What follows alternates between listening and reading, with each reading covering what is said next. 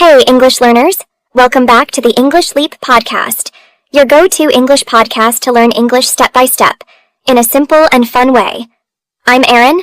And I'm Evan. Erin, I have a question for you.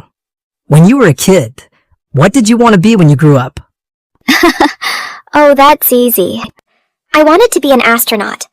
I imagined myself flying in space, wearing a big white suit, waving at the Earth. What about you, Evan? An astronaut? That's amazing. For me, I wanted to be a football player. I thought I'd score the winning goal in a big stadium with thousands of people cheering. That sounds exciting. Did you actually play football when you were young? Oh yes, every weekend. But the only stadium I saw was the school playground. And the only cheerleaders were my two friends shouting, "Pass the ball, Evan." I know that feeling. My space training was just jumping on the bed and pretending it was the moon. See, learners? Dreams start small, but they make life exciting. And even if we don't become astronauts or football stars, those dreams push us to grow. Exactly. And that's why today's challenge is about dreams and goals. We'll test your English at 4 levels: B1, B2, C1, and C2. Here's how it works. The sentences will start simple and clear. Then, step by step, they'll get longer, deeper, and more challenging. Your job is to follow along. Stop when it feels too hard. And that's your level. And here's something special. We've prepared a PDF transcript of this episode. You'll find it in the description. Yes. Use it to read along, highlight new words, and shadow the sentences at your own pace. That way, you're not just listening. You're already practicing 3 skills: listening, reading, and speaking. But wait! What about writing? Good question. That's where the comments come in. When you share your thoughts, write your level, or tell us your story, you're practicing your writing too. Exactly. So, with this one episode, you can practice all 4 skills: listening, reading, speaking, and writing. And before we jump in, many of you have been asking us to add episodes on grammar. We love that idea, but we want to hear from you. What grammar should we cover first? Yes, maybe tenses, conditionals, prepositions, or anything else that confuses you. Tell us in the comments, and while you're there, also let us know what other topics you'd like us to cover. This way, you're transferring your thoughts into the comment box and practicing your English at the same time. Perfect. So grab your coffee, relax, and let's begin this new challenge together. Welcome to Test Your English Level, Dreams and Goals. All right, learners, you are now entering Level 1, B1 English. This is the easy beginning. Short, simple, and clear. So, Evan, besides football, do you have another dream? Yes, a very simple one. I dream of living by the sea. I imagine waking up early, walking barefoot on the sand, and hearing the sound of the waves every morning. Just thinking about it makes me feel calm. That sounds so peaceful. For me, one of my dreams is to open a small bookstore. I can picture it in my head. Shelves full of books, a little coffee corner, soft music playing, and people sitting, reading, and smiling. That's a lovely dream. And I have another dream too. I want to be the author of a best-selling book. I imagine myself sitting at a wooden desk, typing late at night, and then one day holding my book in my hands. I even dream of seeing people reading it on the train or in a cafe. That picture in my head makes me so excited. Wow, that's a big dream. But what's your small goal for that? My goal is to read every evening, even if it's just for 15 minutes. But Erin, how does reading books every night help you with your dream of a bookstore and also of being an author? Good question. Well, if I read a lot of books, I learn about different authors, styles, and kinds of stories. I also see what people enjoy reading. That will help me choose books for my store. Reading builds discipline too. If I can keep this small habit, I know I can handle the bigger work of writing. And most of all, reading keeps my love for books alive. And that love is the heart of both my dreams. The bookstore and the book I want to write. Ah, now I see. So even a small goal like reading every night is not just practice. It's training for your dreams. Exactly. Dreams are like the big sky, and goals are the small steps that carry you closer, one by one. And for me, with my dream of living by the sea, my goal is simple. Save a little money each month. Right now, I can't move to the beach, but I can visit sometimes, maybe for a weekend. Each trip makes me feel closer to that dream. And saving money is like building a bridge. Every coin, every dollar is one more piece of that bridge that leads me to the sea. That's beautiful. And learners, this is the heart of Level 1. Share your dream and think of one small goal that moves you closer. Now, take a second to feel it. Imagine the happiness you'd have if that dream came true. Hold on to that feeling, because that's your motivation. Wonderful. If you followed along and connected with the idea, congratulations.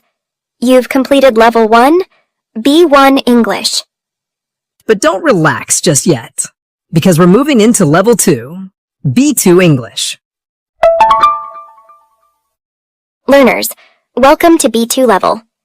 Here, the sentences are longer, the vocabulary is stronger, and you'll hear idioms and expressions that make English sound more natural. This is where the challenge truly begins. Right? Because, you know what? Starting a goal is easy, but sticking to it, that's where most people struggle.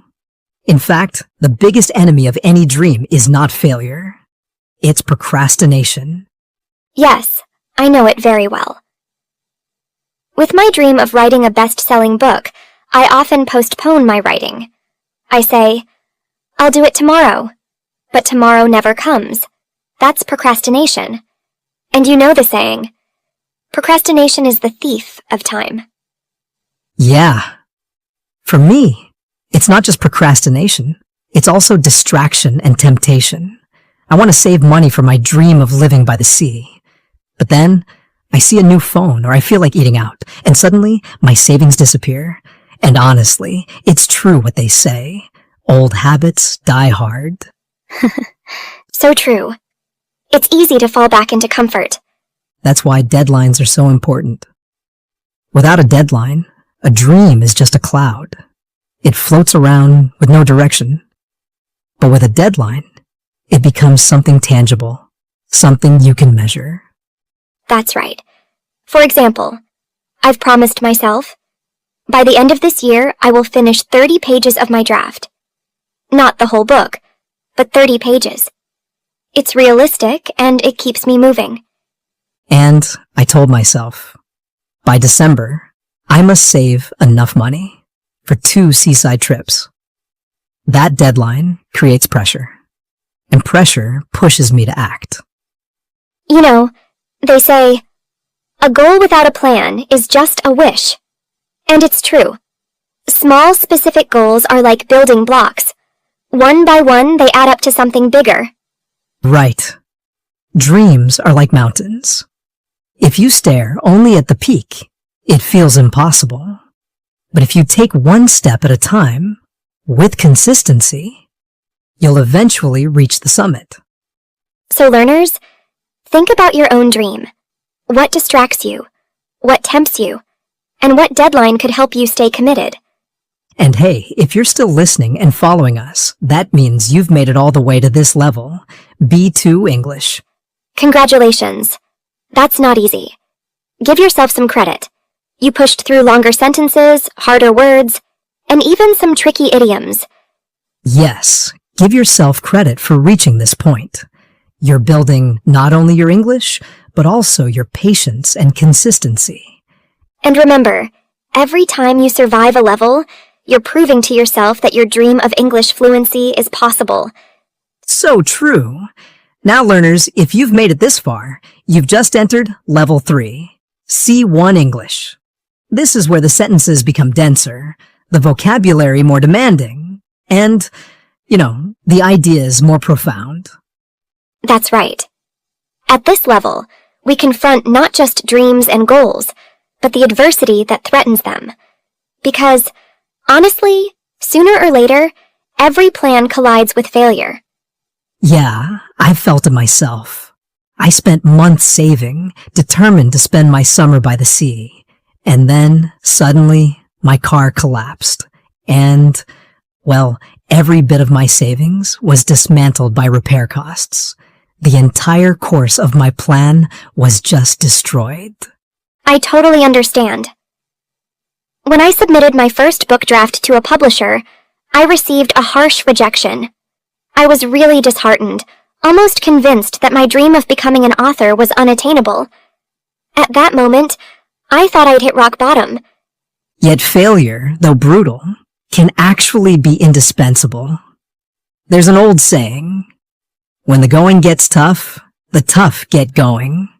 Adversity, forges fortitude, the strength to endure difficulties without surrender. Exactly. And sometimes, we are just forced to bite the bullet, to face difficulty with relentless courage. That experience, painful as it is, becomes kind of transformative. And occasionally, failure even allows you to turn the tables. My broken trip forced me to rethink my finances. Strangely, I ended up finding smarter ways to save money, methods that are now permanent habits. My rejection, too, became redemption. It compelled me to rewrite, to refine, to persevere. The second draft was sharper, more authentic. Without that setback, I would never have reached it. Truly, the darkest hour is just before the dawn. So, learners, reflect for a moment. Think of an obstacle that dismantled your plans. Did it weaken you permanently? Or did it, maybe, eventually strengthen your resolve? That is the essence of C1 English. Not only understanding sophisticated vocabulary, but also grappling with deeper truths. That perseverance through failure is, honestly, transformative. Well done. If you survived this, you've conquered Level 3, C1 English. You've just handled demanding vocabulary, layered idioms, and long reflective sentences. That takes perseverance and grit. But the final challenge is still ahead. In Level 4, C2 English, we'll step into philosophy itself, asking what true success really means. Now we've reached the toughest stage. And, honestly, this is where English really stretches you. Not only with advanced vocabulary, but with existential ideas that test the way you think.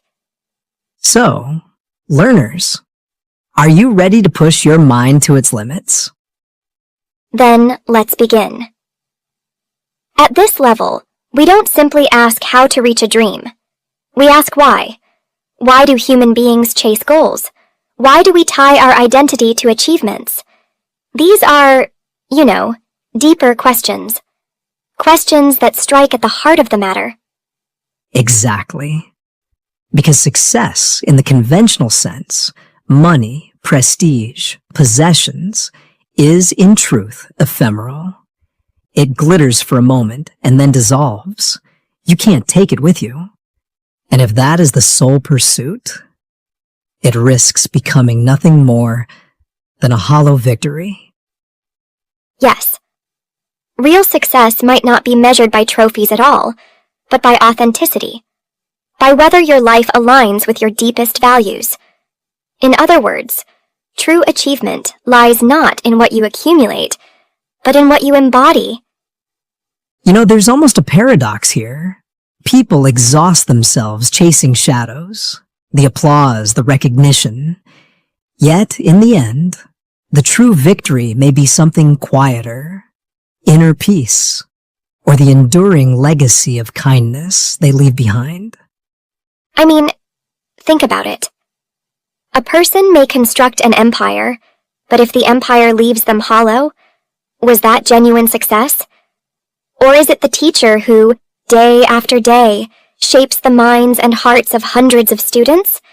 Which is more profound, more enduring? That's real food for thought. Because, honestly, at this level, we're not just speaking English. We're exploring philosophy. Success becomes less about climbing ladders of ambition and more about asking, what is the essence of a meaningful life? And maybe the answer is transcendence, moving beyond superficial measures, beyond ego, beyond fleeting applause, toward a life that carries purpose. Learners, pause and reflect. When you think about your own dreams, are you constructing something enduring and authentic? Or are you simply chasing shadows? That's the challenge of C2 English. Not just to comprehend advanced vocabulary, but to grapple with ideas so abstract that they force you to reconsider your own paradigm of success. And if you've made it this far, learners, congratulations. You've survived all 4 levels, B1, B2, C1, and now C2. That's no small achievement. Yes, give yourself credit. You've not only stretched your English, but also your thinking. You've practiced listening, speaking, reading, and even reflecting deeply.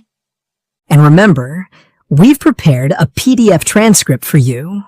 Use it to review the vocabulary, highlight the idioms, and shadow the sentences at your own pace.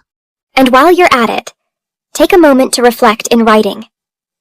What did you learn about dreams, goals, or success today? Writing it down will make the learning stick. Thank you for joining us in this challenge. We hope it pushed you, inspired you, and maybe even changed the way you look at your own goals. Until next time, keep learning, keep dreaming, and keep building your own path.